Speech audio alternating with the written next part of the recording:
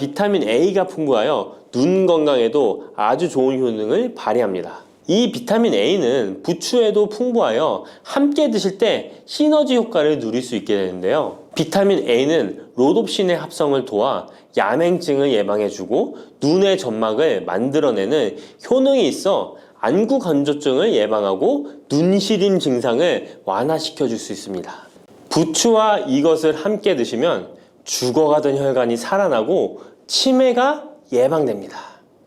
부추에는 항산화 성분과 각종 비타민, 칼슘, 칼륨 등의 미네랄 성분이 풍부하여 간 해독에 좋고 콜레스테롤을 낮추며 당뇨 예방과 조절에 도움이 되고 심혈관 질환을 예방하는 데에도 탁월한 효능이 있습니다. 부추가 건강에 도움이 된다는 사실은 많은 분들이 알고 계시지만 부추의 효능에 대해 자세히 알고 계신가요? 부추의 효능, 함께 먹으면 보약이 되는 음식과 부추를 드실 때 주의할 점, 그리고 부추의 특별한 조리법까지 모두 알려드릴게요. 같이 먹으면 좋은 음식 첫 번째는 두부입니다. 두부는 기본적으로 단백질이 풍부하며 리놀렌산, 레시틴, 피토스테롤 등의 성분이 풍부해서 몸 안에 콜레스테롤 수치를 낮춰주고 혈액순환을 원활하게 하여 동맥경화, 심근경색, 뇌출혈 등의 심혈관 질환을 예방할 수 있습니다. 그리고 두부는 체력과 근력을 유지하는 데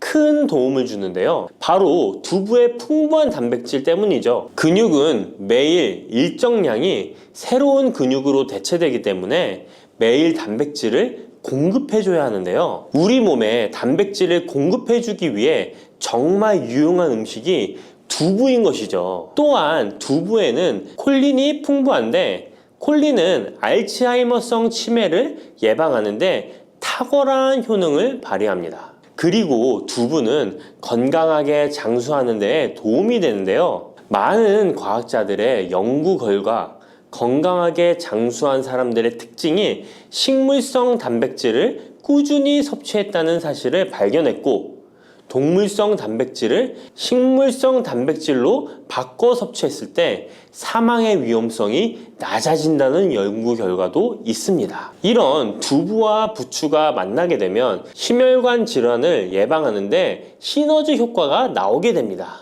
부추에 풍부한 황화아릴 성분이 혈관 내의 노폐물을 제거해주고 나쁜 콜레스테롤도 녹여주는 효과가 있는데요. 그렇게 되면 혈액은 깨끗해지고 혈액순환이 원활하게 되어 심혈관 질환을 예방할 수 있습니다. 그리고 부추에는 칼륨이 풍부한데요. 칼륨은 혈관 내에 나트륨을 배출해주는 작용을 합니다. 나트륨의 농도가 높아지면 고혈압이 발생하고 증세가 심해지면 치매까지 유발할 수 있는데요. 부추의 칼륨이 나트륨을 배출해 주어 혈관의 문제를 미리미리 예방하여 고혈압뿐만 아니라 혈관성 치매까지 예방하는 효과를 누릴 수 있답니다. 문제는 부추를 먹어 이렇게 혈액순환이 좋아진다 해도 혈관 내에 호모시스테인이라는 성분은 부추를 드시는 것으로는 해결되지 않습니다. 호모시스테인은 체내에서 메티오닌이 대사되는 과정에서 생성되는 아미노산입니다. 이 호모시스테인이 혈관에 쌓이게 되면 혈관을 손상시키고 혈액 응고를 촉진하므로 심혈관 질환이 급증할 수 있습니다. 그런데 이때 두부를 함께 드시게 되면 혈관 내 호모시스테인을 제거하는데 놀라운 효과를 볼 수 있는데요. 바로 두부의 풍부한 엽산이 호모시스테인을 몸 밖으로 배출해 주는데 탁월하기 때문이죠. 이 엽산이 호모시스테인을 다시 메티오닌으로 전환시켜 독성을 완화시킬 수 있습니다. 앞에 말씀드렸다시피 두부에 단백질이 풍부하다는 사실은 알고 계실 거예요. 그런데 단백질의 양이 고기보다 훨씬 많다는 사실은 모르셨죠? 나이가 들수록 고기가 소화가 잘 안 되어 잘 안 드시게 되는 분들이 많이 있습니다. 그리고 우리나라 성인들의 단백질 섭취량이 많이 부족하다는 통계 자료도 있습니다. 두부를 드시게 되면 부족한 단백질을 충분히 보충해 주어 근육을 튼튼하게 하는 데 도움이 되고 이는 관절염과 통증을 예방하는 데에도 도움이 되는 것이죠. 그리고 두부에는 이소플라본이란 성분이 많이 들어있는데요. 이소플라본은 칼슘의 흡수를 도와주고 뼈에서 칼슘이 빠져나가는 증상까지 막아주는 효능이 있습니다. 이런 효능으로 노년기 골다공증을 예방하는 데 큰 역할을 해줄 수 있죠. 다만 이런 두부는 찬 성질을 가지고 있어 몸이 찬 분들이 드시면 소화가 잘 안 될 수 있는데요. 부추와 함께 드시면 이런 문제를 해결할 수 있습니다. 부추는 따뜻한 성질을 가지고 있기 때문에 두부의 찬 성질을 중화시켜 줄 수 있습니다. 그럼 두부와 부추를 함께 드시는 방법 알려드릴게요. 먼저 두부를 면포에 담아 물기를 빼주며 으깨주세요. 으깬 두부와 잘게 썬 부추에 계란을 넣어 반죽을 해줍니다. 그리고 달궈진 팬에 기름을 넣어 주시는데요. 이때 기름은 오메가3가 풍부한 올리브유나 들기름을 사용해 주세요. 반죽을 넣고 잘 부쳐주면 두부 부추전이 완성됩니다. 두 번째, 부추와 함께 먹으면 보약이 되는 음식은 사과입니다. 부추를 사과와 함께 드시게 되면 사과의 풍부한 항산화 물질들이 혈관을 보호하고 유기산이 우리 몸의 신진대사를 촉진해 주어 몸속에 생성되는 발암 물질들을 몸 밖으로 빠르게 배출시켜 줍니다. 부추의 효능 중 가장 중요한 것 중에 하나가 바로 이 항암 효과인데요. 부추에 있는 다양한 영양 성분과 식이섬유, 항산화 물질들 덕분이죠. 부추에는 비타민 A, 비타민 C와 같은 항산화 물질이 풍부합니다. 이 항산화 물질은 세포를 손상시키고 염증을 유발하며 노화를 촉진하는 활성산소를 제거하는 역할을 해주고 암세포의 활성을 억제하는 효능이 있습니다. 특히 비타민 A는 면역체계를 강화시켜주어 우리 몸이 암세포와 싸워 이길 수 있는 힘을 높여주는 역할을 해준답니다. 세포를 손상시키는 주범에는 프리라디칼이란 물질이 있는데요. 프리라디칼의 체내 농도가 높아지면 암세포의 발생이 급격하게 올라가게 됩니다. 이런 나쁜 물질을 부추의 비타민 C와 비타민 E가 제거해 주어 암을 예방하는 효과가 있다는 것이죠. 그리고 부추와 사과에는 수용성 식이섬유가 많이 들어있는데요. 이 식이섬유는 소화 기능을 건강하게 유지할 뿐만 아니라 특히 대장암 같은 소화계통의 암을 예방하는 데 큰 도움을 줍니다. 그리고 식이섬유가 풍부한 부추와 사과는 혈당 관리에 도움을 주어 당뇨를 예방하고 개선하는 데 큰 역할을 하는데요. 식이섬유는 혈관 내에 콜레스테롤을 배출하는 데 도움을 주고 당 성분이 장에서 천천히 흡수되도록 해주어 혈당이 급격히 오르는 것을 방지해 줍니다. 이렇게 되면 췌장에서 인슐린이 분비되는데 충분한 시간을 벌어주어 췌장이 혹사되는 것도 예방해 주는 것이죠. 그럼 부추와 사과는 어떻게 드시면 좋을까요? 먼저 각종 채소로 샐러드를 만들어 드실 때 부추와 사과를 채를 썰어 함께 드셔도 정말 맛있게 드실 수 있습니다. 그리고 부추와 사과를 함께 갈아서 주스로 만들어 드셔도 좋은데요. 만드는 방법도 아주 간단합니다. 먼저 잘 씻은 부추를 적당한 크기로 잘라주시고 사과도 가운데 씨를 빼고 적당하게 잘라줍니다. 믹서기에 넣고 물 1컵, 올리브 오일을 1스푼 넣어줍니다. 올리브 오일을 넣으면 부추의 영양 성분 흡수율을 몇 배나 올려줄 수 있습니다. 이렇게 넣고 갈아주기만 하면 부추 사과 주스 완성입니다. 세 번째, 부추와 함께 먹으면 보약이 되는 음식은 돼지고기입니다. 부추의 강력한 생명력은 지친 간을 되살리는데도 그 효능이 뛰어나 간에 쌓인 독소를 제거하는데도 효과적인데요. 부추에 함유된 베타카로틴과 클로로필 같은 간세포를 보호하고 간의 재생을 촉진해주는 역할을 해줍니다. 그리고 부추에 함유된 사포닌 성분은 지방간을 예방하고 간의 부담을 덜어주는데 많은 도움을 줄 수 있습니다. 또한 황화알릴이라는 성분이 풍부한데 이 성분은 간의 면역력을 강화해주고 간의 여러 질환을 예방해주는 효능이 있습니다. 여러분 혹시 글루타치온이라는 영양제 들어보셨나요? 부추에는 체내에서 이 글루타치온을 합성할 때 필요한 황화합물이 풍부하여 간의 해독작용을 높여줄 수 있습니다. 이때 돼지고기를 부추와 함께 드시면 우리 몸에 보약이 되는데요. 부추의 알레신 성분이 돼지고기의 비타민 B1의 흡수율을 높여줍니다. 또한 부추의 따뜻한 성질이 돼지고기의 찬 성질을 보완해 주어 소화가 잘 되도록 도와주고 위장 건강에 도움을 줄 수 있습니다. 그리고 영양학적으로도 서로 보완이 되어 균형 잡힌 식사가 될 뿐만 아니라 혈액순환 개선, 면역력 강화, 피로 해소, 에너지 증진, 항암 효과 등을 더 효과적으로 얻을 수 있습니다. 그렇다면 부추와 돼지고기는 어떻게 드시면 될까요? 돼지고기 수육을 부추와 함께 쌈을 싸서 드셔도 좋지만 반찬으로 만들어 먹을 수 있는 방법을 제가 알려드릴게요. 바로 돼지고기 부추볶음인데요.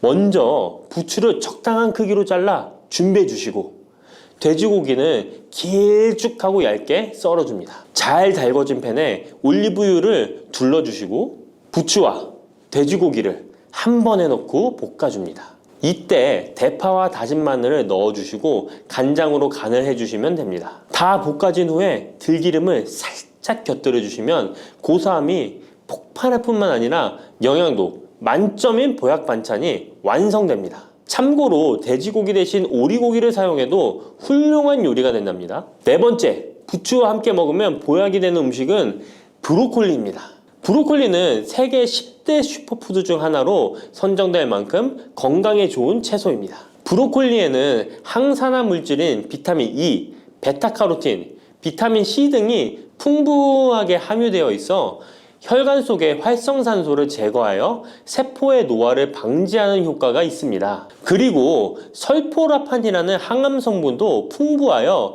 암세포의 성장을 억제하고 암 예방에 효과적인 놀라운 식물이죠. 또한 비타민 A가 풍부하여 눈 건강에도 아주 좋은 효능을 발휘합니다. 이 비타민 A는 부추에도 풍부하여 함께 드실 때 시너지 효과를 누릴 수 있게 되는데요. 비타민 A는 로놉신의 합성을 도와 야맹증을 예방해주고 눈의 점막을 만들어내는 효능이 있어 안구 건조증을 예방하고 눈시림 증상을 완화시켜줄 수 있습니다. 또한 비타민 C는 활성산소를 제거하여 안구세포를 보호해주고 눈의 혈관을 건강하게 유지시켜 주어 망막이 손상되는 것을 막아줍니다. 이런 효능으로 눈이 충혈되는 것과 통증을 완화시켜 줄 수 있습니다. 눈 질환 중에 황반변성은 노인의 실명 원인 1위로 매우 위험한 질병인데요. 부추와 브로콜리에 풍부하게 들어있는 비타민 E가 예방해 줄 수 있습니다. 황반변성은 안구의 급격한 노화로 인해 발생하는데 비타민 E가 노화를 막아주는 효능이 있어 황반변성을 예방하는 데 도움을 줍니다. 이 비타민 E는 비타민 C, 비타민 A와 함께 먹을 때 우리 몸에서 흡수율이 올라가는데요. 그렇기 때문에 부추와 브로콜리를 함께 먹으면 눈을 건강하게 하는데 높은 시너지 효과를 가질 수 있습니다. 그렇다면 부추와 브로콜리는 어떻게 드실 수 있을까요? 지금 바로 함께 먹는 특급 조리 방법을 알려드릴게요. 잘 씻은 부추를 적당 크기로 잘라 준비하고 브로콜리는 송이를 나누어 끓는 물에 부추와 함께 살짝 데쳐줍니다. 데친 부추와 브로콜리는 찬물에 헹군 후에 물기를 제거합니다. 간장, 식초, 설탕, 다진 마늘, 참기름을 섞어 양념장을 만들어 부추와 브로콜리를 골고루 묻혀줍니다. 마지막으로 통깨를 뿌려주면 맛있는 부추 브로콜리 무침이 완성됩니다.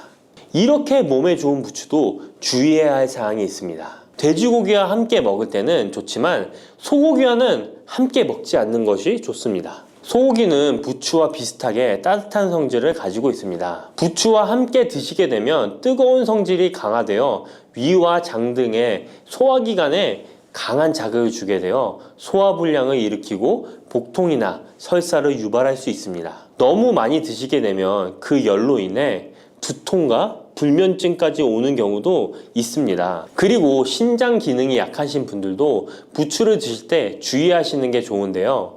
그 이유는 부추의 풍부한 칼륨 때문입니다. 칼륨이 몸속에 나트륨을 배출해주는 효능이 있지만 신장이 약하신 분들이 부추를 과하게 드시게 되면 많은 양의 칼륨이 몸에 들어오게 되고 약한 신장이 칼륨을 몸 밖으로 잘 배출해주지 못하게 됩니다. 그렇게 되면 고칼륨 혈증이 나타나 근육이 약화될 수 있고 심장 박동이 불규칙해질 수 있으며 심하면 호흡곤란을 초래하기도 합니다.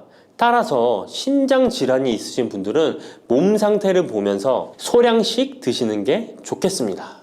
단백질 폭탄으로 알려진 두부는 건강식으로 많이 드시는 대표적인 식재료입니다. 그런데 두부를 잘못 드시면 오히려 건강을 해칠 수 있다는 사실 알고 계신가요? 두부를 먹을 때 독이 되는 최악의 경우, 그리고 두부를 어떻게 먹어야 우리 몸에 보약이 될 수 있는지에 대해 알려드리겠습니다. 두부가 오히려 건강을 해치는 첫 번째는 바로 GMO 유전자 변이된 콩으로 만든 두부를 먹을 때입니다. 2018년 보도 자료를 보면 수입콩을 사용해 만든 두부 7종류 중에서 6종류가 GMO 성분이 검출되어 파문이 일었던 적이 있습니다. GMO는 원래 생산성을 향상시켜 식량 부족 문제를 해결하고 비타민, 미네랄 등의 영양소를 강화하거나 질병 저항성을 높여 건강에 도움을 주기 위해 유전자를 변이하여 재배하는 것입니다. 또 제초제나 살충제의 사용량을 줄일 수 있어서 환경오염도 줄일 수 있는 장점이 있습니다. 하지만 이렇게 재배된 것을 섭취했을 때 건강에 대한 안정성 문제와 생태계 파괴 등의 논란은 끊이지 않고 있습니다. 우리나라에서는 GMO 재배를 법으로 금지하고 있으며 많은 나라들이 GMO의 수입과 생산을 규제하고 있습니다. GMO 식품을 꾸준히 섭취할 경우 건강에 문제가 생길 수 있는데요. 2년 동안 실험지 200마리에게 GMO 옥수수를 먹인 실험 결과 20%의 쥐에서 종양이 발생했고 종양의 크기도 컸는데요. 종양의 크기가 탁구공만큼 크게 자란 쥐도 발견됐는데 쥐 전체 몸무게의 4분의 1에 해당되는 무게였다고 합니다. GMO 표기가 의무이기 때문에 GMO 표기가 없는 식품을 사 먹으면 되지만 문제는 식품을 몇 차례 가공 과정을 거쳐 GMO의 DNA나 단백질이 남아있지 않은 식품은 GMO 표기를 하지 않아도 된다는 규정이 있기 때문에 소비자로서는 불안할 수밖에 없는데요. 따라서 두부를 구매하실 때 원료가 수입산이 아닌 국내산 콩으로 만든 두부를 사 드시길 바랍니다. 우리나라는 GMO 재배 자체가 금지이기 때문에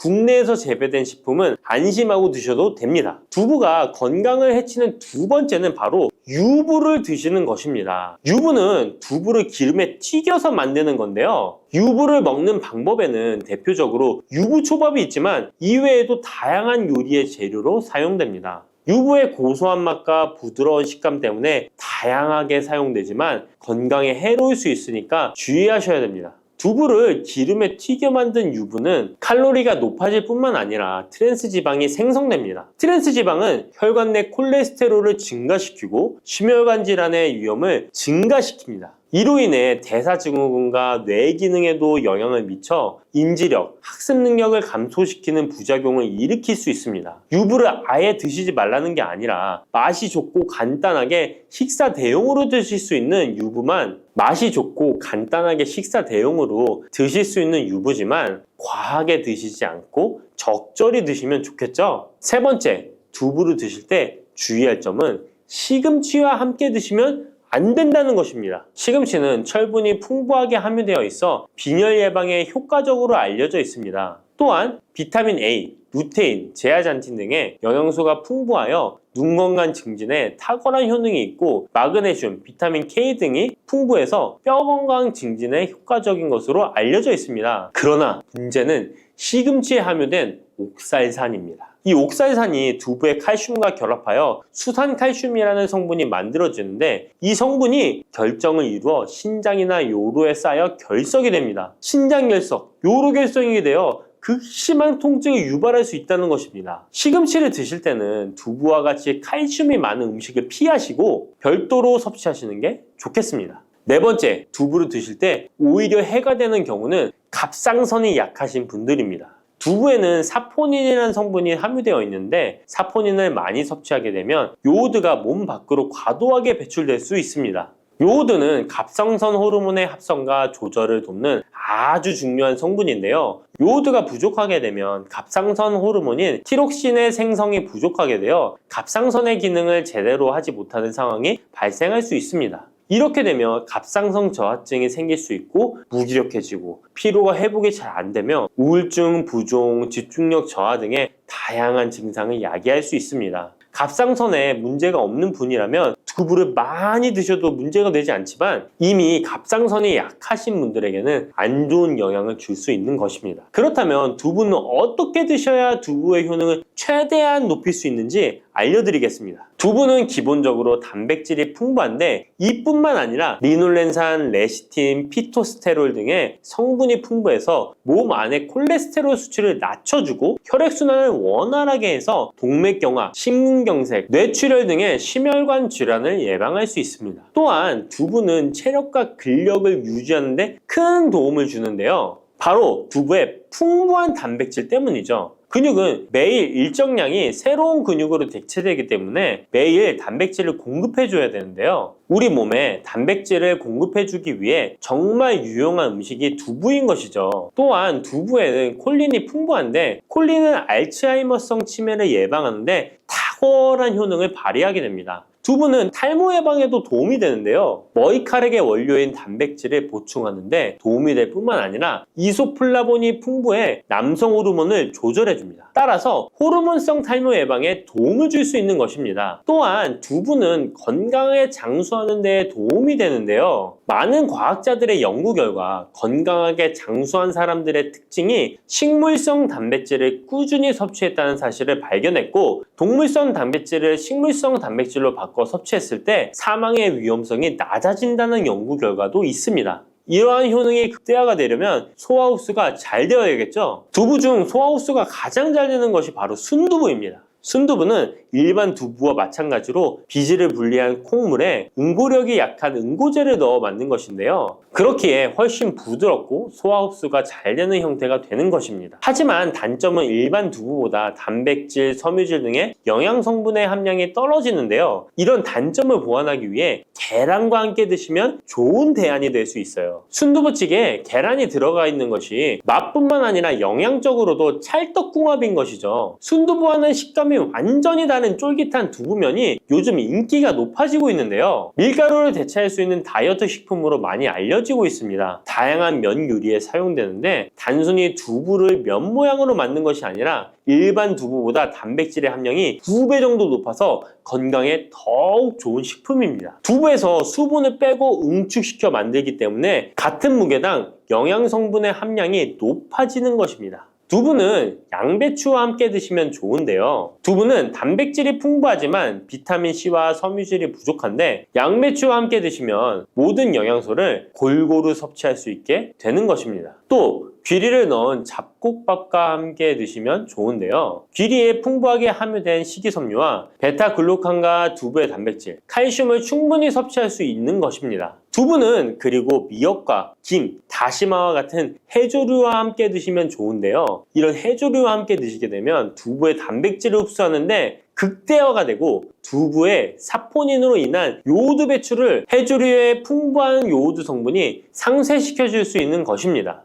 두부와 함께 먹으면 좋은 음식으로는 토마토가 있습니다. 토마토에는 라이코펜이라는 강력한 항산화 성분이 함유되어 있어서 세포의 노화를 방지하고 활성산소를 제거하여 혈관을 건강하게 보호하며 암을 예방하는 효능도 있습니다. 두부와 토마토 그리고 계란까지 함께 살짝 볶아 드신다면 풍부한 영양 성분을 섭취할 뿐만 아니라 암 예방과 체중 감량에도 좋고 피부 미용에도 탁월한 효능을 누릴 수 있습니다. 미역과 이것 함께 드시면 당뇨가 사라지고 치매가 예방됩니다. 평소 무심코한 이 행동 때문에 암과 치매에 걸릴 수 있습니다. 미역에는 풍부한 영양 성분이 있어 당뇨 예방, 골다공증, 심혈관 질환 예방, 암 예방 등 다양한 효능을 갖고 있기도 하죠. 그렇다면 미역은 어떻게 먹어야 암과 치매에 안 걸리고 우리 몸을 건강하게 만드는 보약이 될 수 있을까요? 미역국 끓일 때 고소한 들기름에 미역을 달달 볶아서 끓여 먹으면 정말 맛있잖아요. 그런데 절대로 미역을 볶을 때 들기름을 넣고 조리하시면 안 됩니다. 들기름은 오메가3 지방산과 혈관의 콜레스테롤을 제거하고 노폐물을 배출하여 혈관을 건강하게 해줍니다. 또한 동맥경화를 방지하여 심혈관 질환을 예방하고 뇌신경을 활발하게 하여 치매 예방에도 좋은 효능이 있습니다. 그런데 들기름은 다른 점이 낮아 열을 가하게 되면 산패가 되어 좋은 성분은 없어지고 1급 발암물질인 벤조피렌이 생성됩니다. 벤조피렌은 암을 발생시킬 뿐만 아니라 뇌 분비계의 장애를 일으키고 뇌 건강에 악영향을 주는 정말 위험한 물질입니다. 건강에 좋은 줄 알고 넣은 들기름 때문에 오히려 건강을 해치는 독을 먹는 상황이 되는 거죠. 들기름은 미역국을 다 끓인 다음에 마지막에 한 스푼 넣어 드시면 들기름의 효능과 고소한 맛을 온전히 누릴 수 있습니다. 미역과 함께 드시면 절대 안 되는 두 번째 음식은 바로 대파입니다. 다른 국이나 찌개를 끓일 때는 파를 꼭 넣는데 유독 미역국을 끓일 때는 왜 파를 넣지 않는 걸까요? 그 이유는 미역과 대파 둘 다 알긴산이라는 성분이 있는데 이 알긴산은 미끌거리는 식감이 있습니다. 함께 드시게 되면 식감이 나빠지는 이유도 있지만 식감보다도 더 중요한 이유가 있습니다. 대파에는 인과 유황 성분이 있는데요. 미역과 대파를 함께 드시게 되면 대파 안에 인과 유황 성분 때문에 미역에 함유된 칼슘의 흡수를 방해받게 됩니다. 미역에는 칼슘이 엄청나게 많이 들어있는데요. 미역에 함유된 칼슘의 함량은 100g당 960mg이고요. 우유에 함유된 칼슘의 함량은 100g당 105mg입니다. 우유보다 9배 정도나 더 많다는 것이죠. 성인 기준 하루 칼슘의 권장 섭취량이 600mg에서 700mg 정도인데요. 미역국을 한 그릇만 드셔도 충분히 섭취하실 수 있는 양입니다. 우유를 소화 못 시키는 분들이 칼슘을 섭취하기 위해서는 미역이 정말 좋은 식품이 되는 거죠. 이렇게 많은 칼슘은 우리 몸의 뼈를 튼튼하게 해주고 골다공증 예방에 도움을 주는데요. 이 골다공증 예방은 50대 이후의 여성분들에게는 정말 중요한 효능입니다. 골다공증으로 인해 골반뼈가 골절이 될 경우에 65세 이상은 30%가 1년 내에 사망하고 80세 이상은 50%가 2개월 내에 사망을 할 수 있다는 통계가 있습니다. 나이가 들어갈수록 미역을 충분히 섭취하시는 것을 추천드립니다. 이런 칼슘 보충제에 정말 중요한 미역을 대파와 함께 드신다면 칼슘 흡수가 제대로 되지 않는 것이죠. 미역에 미끌미끌한 성분이 알긴산이라고 했잖아요. 이 알긴산도 우리 몸에 정말 중요한 역할을 해줍니다. 바로 알긴산은 다른 물질을 흡착하는 성질이 있어 혈관 내에 나쁜 콜레스테롤을 흡착하여 배출을 도와줍니다. 이렇게 되면 동맥경화를 예방할 수 있고 혈액순환을 원활하게 하며 심혈관 질환을 예방하는 데 도움을 줄 수 있습니다. 미역이 피를 맑게 한다고 하잖아요. 바로 이 알긴산의 효능 때문에 혈관이 깨끗해지기 때문입니다. 또한 알긴산은 장 운동을 촉진하고 배변 활동을 원활하게 하여 변비 예방에 도움을 줍니다. 이는 미역의 풍부한 식이섬유와 함께 장 건강에 도움을 주는 거죠. 미역에 함유된 풍부한 식이섬유는 당뇨 예방에 탁월한 효능을 발휘하는데요. 국립보건원에서 장년층 7,400명을 대상으로 추적 조사를 해봤는데 해조류를 전혀 먹지 않는 사람과 매일 미역국 반 그릇 이상의 해조류를 섭취한 사람의 당뇨병 발생 위험도를 조사했는데 하루에 미역국 반 그릇 이상 먹는 사람이 해조류를 전혀 먹지 않는 사람에 비해 당뇨병 발생 위험도가 20%가 낮았습니다. 미역의 풍부한 식이섬유는 급격히 오르는 혈당을 막아주는데요. 식이섬유가 소화의 속도를 늦춰주고 인슐린의 분비를 조절해주기 때문입니다. 식이섬유는 포만감을 높여주고 칼로리가 낮아 식사량을 조절하는 데 도움을 주고 체내에 노폐물과 독소를 배출하여 체중을 감량하는 데도 도움을 주어 다이어트 식품으로도 많이 활용되고 있습니다. 미역국은 또 아이를 출산한 산모들이 반드시 먹는 음식인데요. 미역의 풍부한 요오드는 출산 후 늘어난 자궁을 수축시켜주는 데 도움을 주며 모유가 잘 나오도록 도와줍니다. 또한 요오드는 피를 멎게 하여 상처를 빨리 아물게 하는 역할도 해줍니다. 칼슘과 철분이 풍부하여 출산 후에 흥분된 신경을 안정시켜주고 혈액의 생성을 도와 산모의 빈혈 예방에 도움을 주게 됩니다. 또한 칼륨이 풍부한데요. 칼륨은 체내 나트륨을 배출해주는 역할을 해줘 산모의 부종을 완화시켜주는데 탁월하기도 합니다. 그리고 요오드는 산모에게 좋을 뿐만 아니라 신진대사를 촉진하여 몸에 에너지를 보충해주는 역할을 합니다. 요오드가 부족할 때 나타나는 증상들이 있는데요. 몸에 기력이 없다고 하죠. 힘이 없고 피로감이 높아지게 됩니다. 신진대사가 원활하지 않기 때문에 몸의 영양소를 소모하지 않게 되어 체중이 증가하게 되고요. 피부가 건조해져 거칠어지고 탈모도 일어날 수 있습니다. 나이 들면서 인지 능력이 떨어지는 것도 요오드 부족의 한 현상일 수도 있습니다. 요오드가 부족하면 우리 몸의 호르몬의 중추적인 역할을 하는 갑상선에 문제가 생기는데요. 바로 갑상선 저하증이 생길 수 있습니다. 이러한 문제들을 미역을 섭취함으로 예방할 수 있는 건데요. 요오드의 하루 권장 섭취량은 2.4mg입니다. 미역국 한 그릇에는 요오드가 약 1.1mg 정도 함유되어 있으니 미역국은 하루에 한두 그릇만 드시길 바랍니다. 요오드는 과하게 섭취하게 돼도 문제가 생기는데요. 요오드의 섭취량이 많아지면 갑상선염이나 다른 갑상선 질환도 유발할 수 있습니다. 특별히 갑상선이 약하신 분들은 미역을 섭취하는데 주의하셔야겠습니다. 갑상선은 우리 몸에서 가장 중요한 내분비 기관 중 하나인데요. 갑상선은 목 부분, 기관지 아래에 위치한 나비 모양의 내분비 기관인데요. 중요한 여러 기능을 하지만 그 중에서도 대사율을 조절하는 역할이 있습니다. 갑상선에 T3, T4 호르몬을 분비하여 우리 몸의 에너지 소비와 체온 조절을 하는데 중요한 역할을 하게 됩니다. 갑상선 호르몬은 신경 시스템의 정상적인 기능을 유지하는데 꼭 필요한데요. 호르몬이 제대로 분비되지 않아 수치가 너무 높거나 낮게 되면 우울, 불안 증세, 기억력 감퇴 등의 문제도 발생할 수가 있습니다. 이 갑상선 호르몬에 영향을 미치는 것 중에 요오드가 있는데요. 요오드가 부족하면 세계보건기구에서는 뇌세포가 손상되고 치매가 발생할 수 있다고 보고하고 있습니다.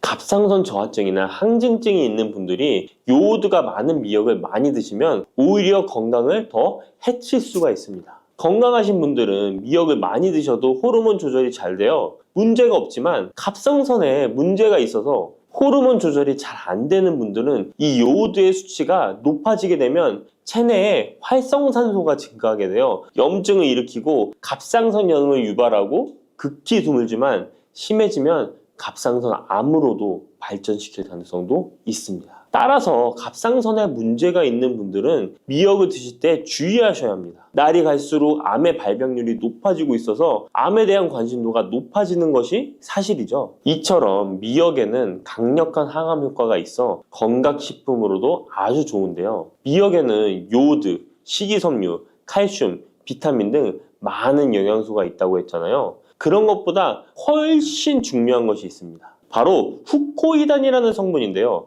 이 성분이 바로 강력한 항암 작용을 한다고 알려져 있습니다. 후코이단 성분은 미역의 줄기보다 미역귀에 7배나 많이 들어있어 요즘에 미역귀가 항암식품으로 많이 알려져 있습니다. 이 후코이단은 암세포가 스스로 사멸되도록 유도하는 효능이 있습니다. 이러한 효능으로 암세포가 생기는 것을 막아주고 전이되는 것도 방치할 수 있는 거죠. 후코이단은 특히 폐암, 간암, 대장암, 유방암, 백혈병에 효능이 좋다고 입증된 논문들이 발표되기도 했습니다. 후코이단은 항암 작용 외에도 콜레스테롤 혈관에 흡착되지 않도록 막아주고 혈류를 원활하게 해주어 혈관을 건강하게 해주는 역할을 해줍니다. 이렇게 혈관을 깨끗하게 해주어 뇌졸중과 뇌경색, 심근경색 등의 심혈관 질환도 예방할 수 있습니다. 미역귀와 함께 토마토를 드시면 항암 효과를 극대화할 수 있는데요. 토마토가 채소의 왕으로 불리며 우리 몸에 정말 좋다는 사실 알고 계시죠? 토마토에는 라이코펜이라는 항산화 성분이 풍부하게 함유되어 있습니다. 라이코펜은 강력한 항산화 작용으로 몸 안의 활성산소를 제거하여 혈관을 건강하게 하고 염증을 제거하여 노화를 예방할 뿐만 아니라 미역의 후코이단과 만나 암세포를 제거하는 강력한 항암작용을 하게 됩니다. 미역과 함께 드시면 효과가 극대화되는 음식으로는 두부가 있습니다. 콩으로 만든 두부는 식물성 단백질이 풍부해서 건강식품으로 우리 식탁에 정말 많이 올라오죠. 두부에는 단백질뿐만 아니라 사포닌 성분도 풍부하게 함유되어 있습니다. 사포닌은 인삼, 홍삼, 더덕 등에도 풍부하게 함유되어 있는 성분인데요. 이 사포닌은 면역력을 강화하고 체내의 활성산소를 제거하여 노화를 방지하고 항암 작용도 하여 암을 예방하기도 합니다. 정말 기적과 같은 성분입니다. 그런데 이 사포닌의 단점이 체내에 요오드를 배출하여 요오드 결핍이 있는 분들은 주의하셔야 하는데, 미역과 함께 드신다면 미역에 함유된 풍부한 요오드와 사포닌의 만남으로 미역의 섭취로 과다할 수 있는 요오드의 양을 두부의 사포닌이 배출시켜주어 걱정 없이 드실 수 있게 되는 것이죠. 칼슘은 뼈를 튼튼하게 만들어준다고 상식적으로 알고 계시잖아요. 우리 몸에는 칼슘이 많아도 골다공증이 생긴다는 사실 들어보셨나요? 칼슘이 풍부한 우유를 많이 마시는 덴마크나 스웨덴 같은 나라에서 골다공증이 많다고 합니다. 오히려 많은 칼슘이 오히려 혈관이나 심장에 쌓여서 석회화를 일으켜 건강을 해치게 되는데요. 그렇다고 칼슘이 많은 음식을 안 먹을 수도 없고 어떻게 해야 할까요? 걱정하지 마세요. 해결책 바로 알려드릴게요. 그것은 바로 계란과 함께 드시면 해결됩니다. 계란에 들어있는 다양한 영양 성분이 오스테오칼신이라는 단백질을 활성화시켜 주는데, 이 단백질은 뼈를 강화하고 칼슘이 뼛속으로 제대로 흡수할 수 있도록 도와줍니다. 이 오스테오칼신을 활성화해주는 역할을 하는 게 비타민 K2인데, 우리나라에서는 허가가 늦게 나서 그동안 정식으로 섭취 못했던 비타민 K2도 지금은 허가가 나서 요새 영양제를 보면 칼슘과 마그네슘, 비타민 D와 비타민 K까지 같이 들어있어 칼슘의 흡수를 더욱 용이하게 만들어주는 영양제도 쉽게 찾아볼 수 있습니다. 그런데 이렇게 칼슘을 아무리 많이 섭취해도 흡수가 안 돼 그대로 혈관에 남게 되면 쌓이고 쌓여서 석회화를 유발시킬 수 있겠죠? 이처럼 미역과 계란을 함께 섭취하면 칼슘의 흡수를 도울 뿐 아니라 우리 몸의 pH 균형을 잡아주는 데도 중요한 역할을 해줍니다. 미역은 알칼리성 식품이고 계란은 산성 식품으로 같이 섭취하면 약 알칼리성 상태로 유지시켜줍니다. 게다가 소화에도 좋고 미역은 단백질과 잘 어울리니 계란과 함께 먹으면 소화도 잘 되고 우리 몸의 흡수도 잘 된답니다. 들깨를 이렇게 드시면 당뇨와 혈당이 싹 사라지고 치매도 예방할 수 있어요. 들기름, 들깨하면 무엇이 생각나시나요? 들기름에 북어와 미역국을 구수하게 볶아 시원한 북어 미역국을 끓여 먹어도 정말 맛있죠? 건강에도 좋다는 이 들기름과 들깨 잘못 먹으면 암에 걸리고 혈관 건강에도 악영향을 줘서 치매도 유발할 수 있다는 사실 알고 계셨나요? 들깨의 효능과 어떻게 먹을 때 건강을 해쳐 암에 걸리고 치매를 유발하는지, 그리고 어떻게 먹는 것이 건강하게 먹는 방법인지, 어떻게 보관하는 것이 가장 좋은 방법인지 들깨에 대한 모든 것 알려드릴게요. 나이가 들면서 산책하기도 힘들고 관절이 쑤시고 무릎 통증 때문에 힘드시지 않으신가요? 들깨의 첫 번째 효능은 바로 관절염에 좋다는 것입니다. 무릎이나 관절 통증 때문에 병원에서 진통제를 처방받으시잖아요. 이때 처방받는 진통소염제의 역할은 몸속에 프로스타글란딘이라는 물질의 생성을 억제해서 통증을 막아주는 건데요. 들깨 속에는 식물성 오메가3 지방산인 알파리놀렌산이 함유되어 있는데, 이는 체내에서 염증을 일으키는 프로스타글란딘의 생성을 억제하는 데 아주 좋은 효능을 발휘합니다. 우리가 오메가3를 먹는 이유 중에 하나도 혈관 건강이나 피를 맑게 해준다 등의 역할도 있지만 몸속에 미세 염증을 잡아주는 역할도 있어 드시는 분들이 정말 많은데요. 들깨가 바로 이런 염증 유발물질을 억제해줘서 진통 역할을 한다는 것이에요. 그리고 들깨의 두 번째 효능은 바로 뼈 건강에 도움을 준다는 것입니다. 들깨는 관절염과 무릎 통증을 완화시켜주는 성분이 들어있을 뿐만 아니라 바로 뼈 건강에도 도움을 주는 식품인데요. 바로 칼슘 함량이 높기 때문입니다. 들깨의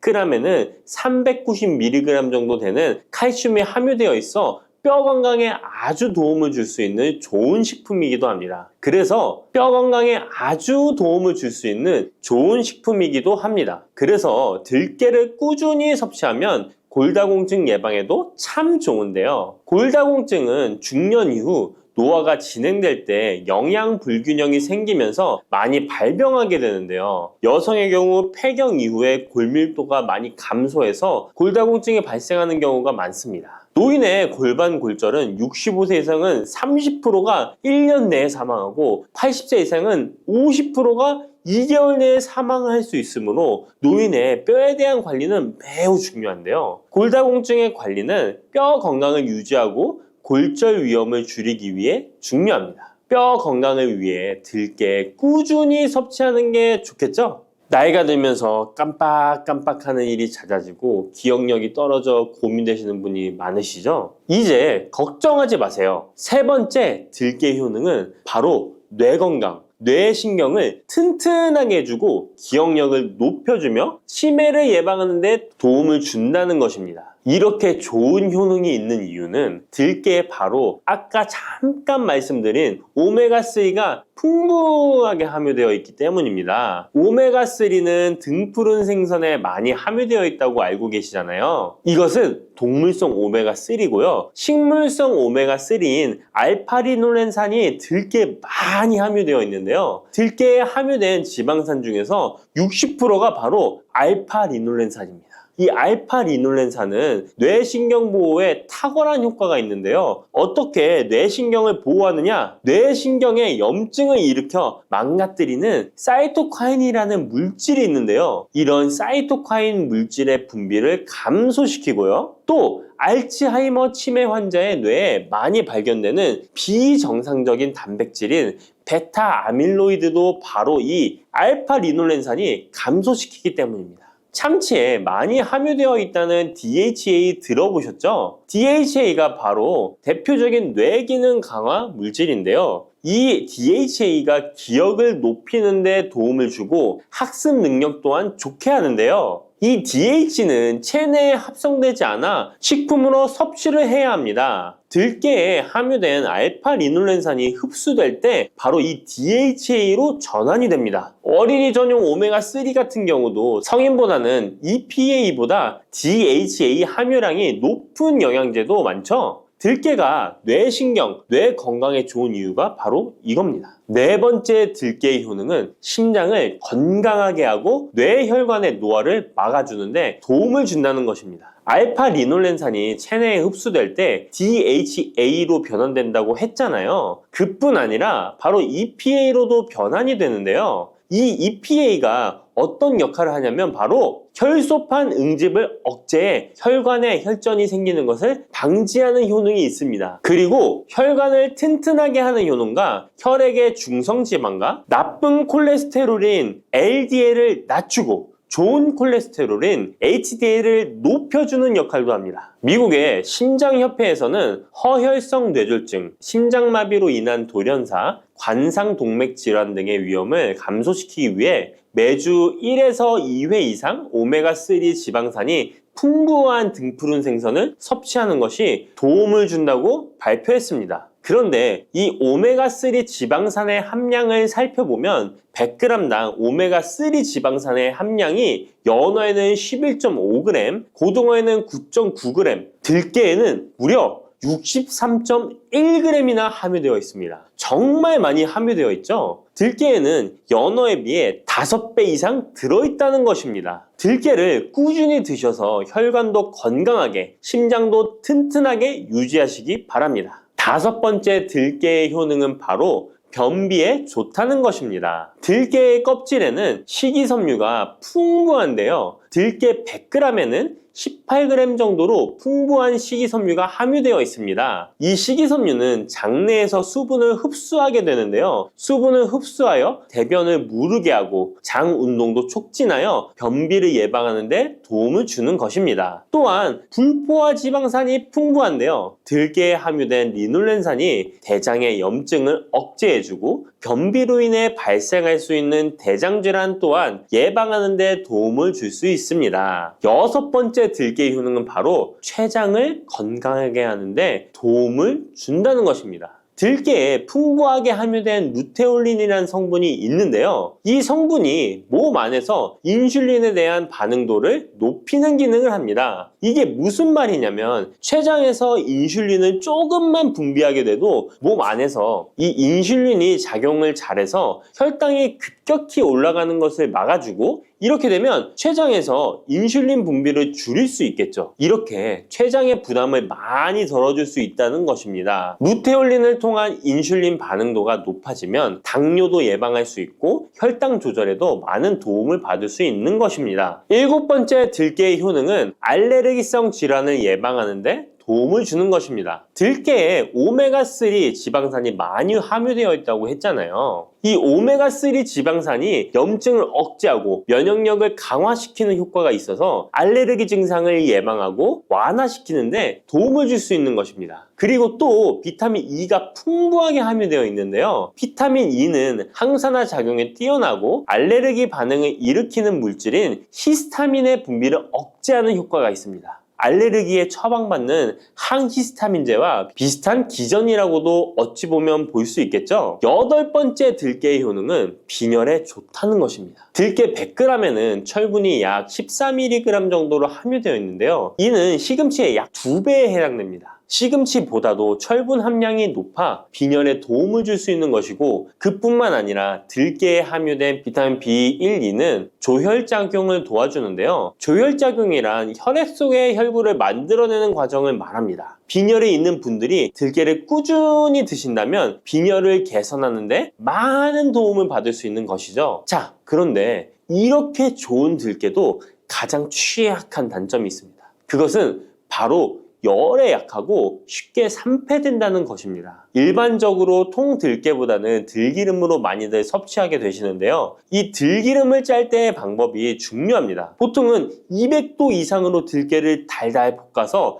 기름을 짜게 되는데요. 이때 몸에 좋은 오메가3 지방산이 대부분 파괴가 됩니다. 그래서 들기름을 드실 때는 저온에서 압착한 기름을 사용하시는 것이 좋습니다. 저온에서 압착한 기름은 제가 하단 링크에 있으니까 잘 구경해 보세요. 저온 압착유 또는 생들기름이라고도 하는데요. 이 기름을 요리에 사용할 때에도 열에 오랫동안 가열하지 마시고 요리가 끝나갈 무렵에 들기름을 넣어주시거나 먹기 직전에 드레싱을 하여 드시는 것이 좋습니다. 들기름은 또한 산패가 쉽게 되는데요. 들기름이 산패되면 벤조피렌이 생성되게 되는데 이게 1급 발암물질입니다. 산패된 들기름을 지속적으로 드시게 되면 발암물질을 계속 먹게 되는 것이죠. 그래서 들기름의 사용기한을 지켜주시는 것이 좋은데요. 보통은 2달 이내로 드시는 것이 좋고 개봉을 하셨다면 1달 이내에 소비하시는 것을 권장드립니다. 보관 방법도 정말 중요한데요. 신문지나 검은 비닐 등으로 감싸서 빛을 차단하고 밀봉한 상태에서 반드시 냉장 보관하시기 바랍니다. 만약 실온에 두신다면 들기름의 산패는 급속히 진행되기 때문입니다. 그런데 이 들기름을 오래 보관할 수 있는 방법도 있는데요. 그것은 참기름과 섞어서 보관하시는 것입니다. 참기름에는 비타민 E와 세사몰이라는 성분이 있는데요. 이 성분이 산패를 막아주는 데 도움을 줍니다. 이 세사몰이라는 성분은 참기름을 고온에 볶거나 기름을 짜는 과정에서 생성되는 물질인데요. 이 때문에 다른 기름에 비해 참기름이 산패가 느리고 지속성이 좋은 것이죠. 그래서 들기름과 참기름을 7:3 또는 8:2 정도로 섞어서 보관하시면 조금 더 오래 보관하실 수 있습니다. 그런데 들깨를 기름으로 드시게 되면 들깨 껍질을 섭취할 수 없는데요. 들깨 껍질에 몸에 좋은 식이섬유와 대표적인 항산화 물질인 폴리페놀 성분들을 다 버리게 되는 것입니다. 그래서 들깨를 제대로 드시려면 들기름보다도 통들깨 자체로 드시는 것이 좋습니다. 마트에 가면 통들깨보다도 들깨 가루를 많이 판매하시는데요. 들깨 가루는 산패가 빨리 되기 때문에 통들깨를 구매해 드시길 바랍니다. 통들깨를 구매하시면 그 안에 작은 돌이라든지 이물질이 들어있어 세척을 잘 해주셔야 되는데요. 세척하는 방법 알려드릴게요. 먼저 들깨를 물에 담가 씻어줍니다. 그리고 물 위에 뜨는 것만 채로 걷어 옮겨주시기 바랍니다. 그렇게 하면 바닥에 이물질만 남는데요. 이것을 버리고 또 물에 담가 씻어주고 물 위에 뜨는 것만 채로 걷어 옮겨주시면 됩니다. 이 같은 작업을 3번, 4번 반복해주면 되는데요. 이렇게 하면 통들깨를 깨끗하게 세척할 수 있습니다. 깨끗하게 세척한 통들깨는 자연 건조해 주셔도 되긴 하지만 시간이 오래 걸리니 팬에 담아 약한 불로 건조시켜 주시거나 쉬운 방법은 전자레인지를 이용하시면 됩니다. 전자레인지를 이용한 건조 방법 알려드릴게요. 세척한 통들깨를 접시에 담아 주시고요. 이렇게 해서 5분 정도 돌려주시고요. 상태를 확인해 줍니다. 아직 덜 건조되었을 거예요. 한 번에 오랜 시간 전자레인지에 돌리면 들깨가 탈 수 있으니까 이렇게 5분 정도씩 돌려가며 상태를 확인해 주면서 완전히 건조될 때까지 이 작업을 해주시면 됩니다. 완전히 건조된 통들깨는 그냥 스푼으로 떠서 드셔도 되고요. 먹을 만큼씩 믹서기에 갈아서 음식에 넣어 드셔도 되고 통들깨 자체로 음식에 넣어 드셔도 됩니다. 이렇게 하시면 들깨를 산패되지 않은 상태로 신선하고 건강하게 버리는 것 없이 드실 수 있습니다.